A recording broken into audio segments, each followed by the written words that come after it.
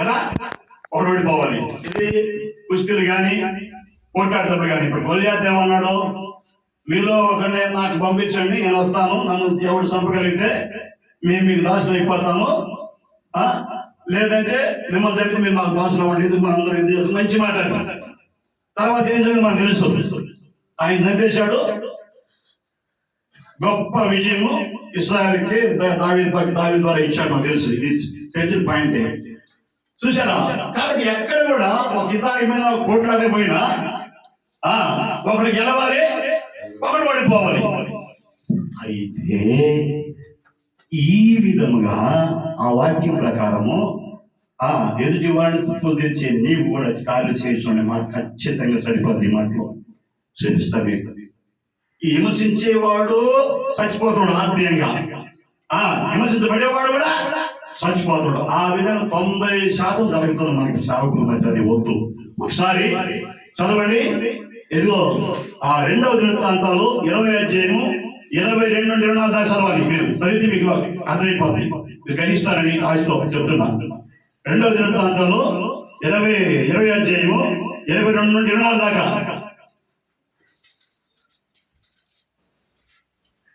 వారు పాటుటకును సృష్టించుటకును మొదలు పెట్టగా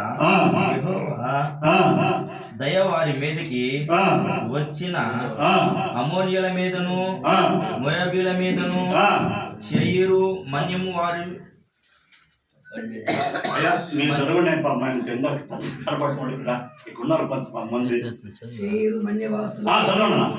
శేయీరు మన్యవాసుల మీదను ఆటుగాండ్రను పెట్టిన గనుక అర్హతులైరి.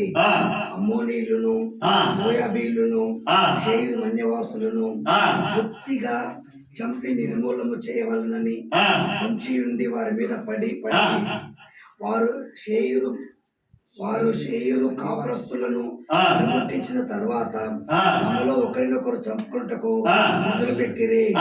యూదా వారు అన్ని మందున్న కాపరుల దుర్గము దగ్గరకు వచ్చి సైన్యము తట్టు చూడగా వారు శవములై నేలపడి ఉండిరి, ఒకరినొకరు తప్పించుకొనలేదు.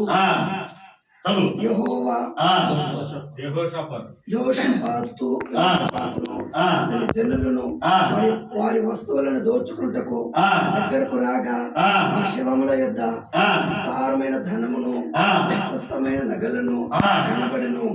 వారు తమకిష్టమైనదంతా ఇష్టం వచ్చినంత మట్టుకు తీసుకొని కొనిపోగలిగినంత కంటే ఎక్కువగా ఉంచుకొని పోయి కొండ సొమ్ము అతి విస్తారమైనందున దాన్ని కూర్చుటకు 3 దినములు పట్టెను. 4వ దినమున వారు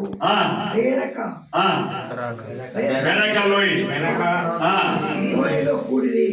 అక్కడ వారు యెహోవాకు కృతజ్ఞతాస్తులు చెల్లించినందున నేటి వరకు ఆ చోటికి బేరకా లోయ అని పేరు. శుద్ధి ఆశీర్వాదం ఉంటది, ఆశీర్వాదం అని ఉంటది. అక్కడ ఏం జరిగింది మనకి మీకు తెలుసు. 20వ అధ్యాయము 1 చూస్తే అమ్మోనీయులు ఆ చుట్టుపక్కల దేశంలో మొత్తం ఆయన మీద వచ్చినప్పుడు చేసేది ఏమి లేక ఇష్టాలందరూ కూడుకొని వాడు ఉపవాస ప్రార్థనతో మరి సమకూర్చి చేద్దామని మాట అన్నప్పుడు సమకూర్చారు. ఉపవాస ప్రార్థన చేసి ఆ పాడుటకులు శుద్ధించకు మొదలు పెట్టగా యెహోవా శక్తి వాళ్ళకి తోడుగా ఉండి వాళ్ళ మీదకి వచ్చి ఆ శత్రువులు మొత్తాన్ని సంహారం చేసింది, చంపేసింది. చంపిన తర్వాత మాటుగాళ్ళు ఒకరికొకరు ఓడగొట్టు చంపుకోవడం మొదలుపెట్టి మొత్తం తెచ్చారు. హల్లెలూయా. కానీ శత్రువులు చచ్చారు, శత్రువులు చంపిన మాటుగాళ్ళు కూడా చచ్చిపోయారు. వాళ్ళు ఏది దేవుని పక్షాన వచ్చిన వాళ్ళు, దేవుడు పెట్టిన వాళ్ళు అవతల శత్రువులు చంపారు. లాస్ట్లో ఒకరినొకరు వీళ్ళు చచ్చారు. ఆ పశువులు కాపురంలో ఉన్న దుర్గంలో అయిపోయి యెహోషాపాతు చూడగా శవములై చచ్చిపోయారు, ఒక్కడ కూడా బతకలా. అప్పుడు వెళ్ళి వాళ్ళ పళ్ళు విస్తారంగా ఉంది కాబట్టి ఏం చేసుకుని వాళ్ళకి ఇష్టం వచ్చినంత ఒలుసుకొని బంగారం విస్తారమైన సొమ్ము కాబట్టి 3 రోజులు ఒలుసుకునేది. కాబట్టి వాళ్ళు 4వ దినాన లోయలో కూడుకుని దానికి బెరాకా లోయ అని పేరు పెట్టి పుట్టినట్లో శృతి ఆశీర్వాదము. హల్లెలూయా. ఈ రకంగా ఉన్నారు ఇప్పుడు సేవకులు. ఇది బాగా గ్రహించండి. ఈ రకంగా 90% ఉన్నారు. యోహాను మొదటి పత్రిక 3వ అధ్యాయము 12 నుండి 16 దాకా చదవగా ఉన్నాయి. సెల్ ఫోన్లో మీరు తీసుకుంటే లైట్ వేసుకుంటే కనపడుతుంది, పెద్ద అక్షరాలు వస్తాయి సెల్ ఫోన్లో. యోహాను మొదటి పత్రిక 3:12 నుండి 16 దాకా చదవాలి వాక్యం. మనము కయ్యూని వంటి వారమై ఉండరాదు. అరే భాయ్ ఏ శాతం లైట్ వేసుకుని చదవరా నువ్వా చదవరా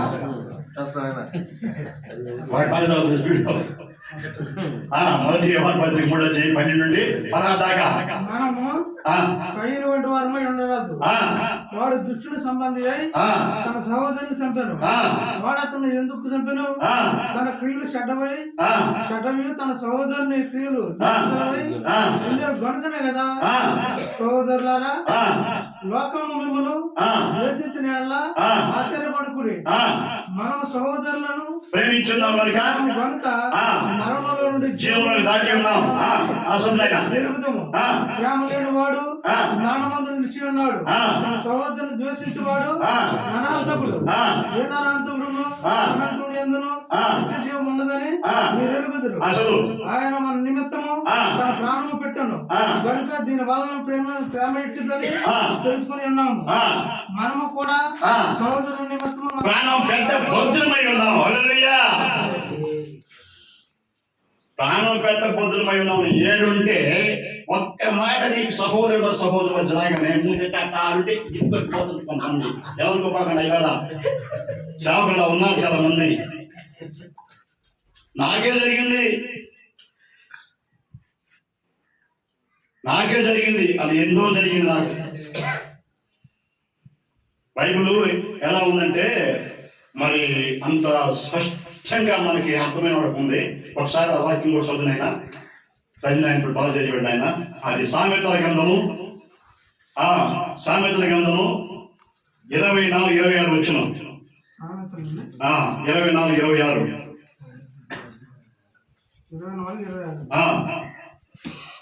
సరైన మాటలతో పెదవులతో ముద్దు పెట్టుకున్నట్లుండును. సరైన మాటలతో భద్రతమిచ్చుట పెదవులతో ముద్దు పెట్టుకున్నట్లు ఉండును అని అక్కడ వాక్యం ఉంది. మన కొత్త నిబంధనలో ఆయా సందర్భాలు, ఆయా ప్రాంతాల్లో, ఆయా లేఖనాలలో మీరు పవిత్రమైన పెదవులతో ముద్దు పెట్టుకొని ఒకరికి ఒక వందనం వచ్చే మాట ఉంది కదా. ఈ మాట పేరు చేసుకున్న ఒక ఆయన వాక్యం చెప్తా ఉండే ఎటు వచ్చానే ఆయన పక్కన పాటించండి. పక్కేసి చూసాడు. ఏది అడు చూస్తావా వాక్యంలో ఉన్నాడు. వాక్యంలో ఉంది సరే, నువ్వు ఆయన పాస్టర్ కాబట్టి ముద్దు పెట్టుకోలేదు, నువ్వు మంచోడు కాబట్టి పాస్టర్ ముద్దు పెట్టుకున్నావు. ఇంకొకటి పాస్టర్ ముద్దు పెట్టుకుంటే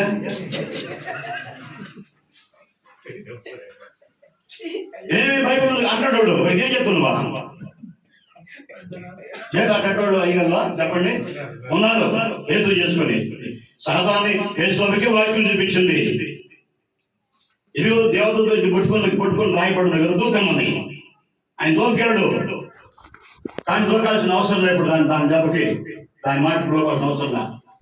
నేను ప్రభు అయిన యెహోవా నువ్వు శోధింపవద్దు వాక్యం దానికి బుద్ధి చెప్పాడు. మరొక చోట రాయబడిందని. అట్లాగా ఇంకొక పార్టీ ఏంటి తెలుసా? సభ జరుగుతా ఉంది. జరిగి సభ అంతా అయిపోయింది. అందరికి ఫోటోలు తీసుకుంటాము. పాస్టర్ ఫోటోలు తీసుకుంటా ఉండి ఒక పాస్టర్ బాగా ఇప్పుడు లాగి సంగతి తీపడ్డాడు. ఆశ్రమని తీపడ్డాడు. ఆ పక్క పాస్టర్ గురించి చూస్తా ఉన్నాడు. తీవయ్యా అది లాంగ్వేజ్ అదా అని చీర కష్టపడం తీయకపోట ఎట్లుంటుంది కాలు వచ్చింది. ఇంకా లాగడం ముందు పెట్టడా అది పెట్టా. ఇంకా తర్వాత ఆ పాస్టర్కి ఎంత బాధపడ్డాడు మీకు తెలియదు ఏమిలా. ఆ తర్వాత కొన్నాళ్ళకి ఆ పాస్టర్ శాలరీ లేకుండా పోయింది. పాస్టర్ అంతు లేడు. భార్య పోయిందో బిడ్డలట పోయాడు తెలియదు. కొన్నాళ్ళకి పాస్టర్ అమ్మ అమ్ముకుని వెళ్ళిపోయింది. వేడిపడ్డ కలిపేపడ్డ ఆ చర్చి. బైబిల్లో 29 కీర్తనలు మనకి ఏముంది? 29 క్షమించండి, సామెతల గ్రంథం 29, 28 అనుకుంటాను. ఎవడో తరపున దుష్టుడు పారిపోవును. నేను చెప్పిన పాటలు ఇద్దరు కూడా గొప్ప సీనియర్ వాళ్ళు, పేర్లొద్దు, పేర్లేదు చాలా కూడా వద్దయ్యో. మీకు ఒక డౌట్ అయితే నా నెంబర్ మీరు రాసుకోండి, దయచేసి ఒకవేళ చెప్తాను, రాసుకోండి, చెప్తా. ఆనంద్ అందరూ ఉన్నాడు కదా, చెప్తా, 2 నిమిషాలు రాసుకోండి. మళ్ళీ లాస్ట్ ఇద్దులే, టైం అయిపోతుంది. టైం ఏం కాలేదు కానీ ఇంకా నాకు కనీసం 1/4 గంట కూడా అందుకనే తీసుకొని నేను మీకు ఒక సమయం కనిపిస్తుందా ఆయన. కాబట్టి నాకు మా అల్లుడు ఉన్నాడు, లాయరు, అబ్బాయి కార్డు ఇస్తాను నేను. ఆ కార్డులో ఆ అబ్బాయి అడిగి చెప్పిన నెంబర్ ఇస్తాను, ఇబ్బందిగా మీకు లాస్ట్ ఇస్తాను. మంచి లాయర్, మీకు ఏదైనా అన్యాయం జరిగితే కొంచెం బాగా చేయగల జిల్లా కోర్టులో ఉన్నాడు.